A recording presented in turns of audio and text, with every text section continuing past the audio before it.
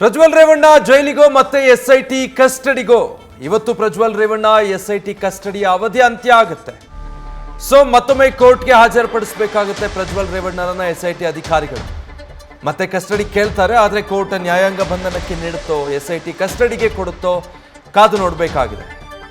ನಮಗೆ ವಿಚಾರಣೆಗೆ ಮತ್ತಷ್ಟು ದಿನ ಕಸ್ಟಡಿಗೆ ಬೇಕು ಅಂತೇಳಿ ಎಸ್ಐಟಿ ಅಧಿಕಾರಿಗಳಂತೂ ಆಬ್ವಿಯಸ್ಲಿ ಕೇಳ್ತಾರೆ. ಬಟ್ ಕೋರ್ಟ್ ಏನು ನಿರ್ಧಾರ ಮಾಡುತ್ತೆ ಅಂತ. ಅದರ ಜೊತೆಗೆ ಇವತ್ತು ಕೋರ್ಟ್ಗೆ ಪ್ರಜ್ವಲ್ ರೇವಣ್ಣ ಪುರುಷತ್ವ ಪರೀಕ್ಷೆಯ ವರದಿಯೂ ಕೂಡ ಸಲ್ಲಿಕೆ ಆಗ್ತಾ ಇದೆ. 6 ದಿನಗಳ ಕಾಲ ಪ್ರಜ್ವಲ್ ರೇವಣ್ಣರನ್ನ ಎಸ್ಐಟಿ ಕಸ್ಟಡಿಗೆ ನೀಡಿತ್ತು ನ್ಯಾಯಾಲಯ. ಇವತ್ತಿಗೆ ಅದು ಅಂತ್ಯ ಆಗೋದ್ರಿಂದ ಮತ್ತೊಮ್ಮೆ ಕೋರ್ಟ್ ಮುಂದೆ ಹಾಜರುಪಡಿಸಿ ನಂತರ ಎಸ್ಐಟಿ ಕಸ್ಟಡಿಗೆ ಕೇಳುತ್ತೆ.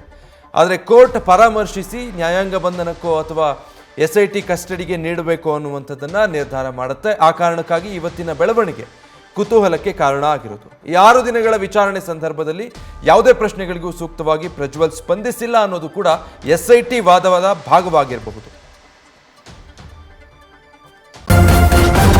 ನ್ಯೂಸ್ ಫಸ್ಟ್ ನಿರ್ಭೀತಿಯಿಂದ ನಿಮ್ಮ ಪರವಾಗಿ.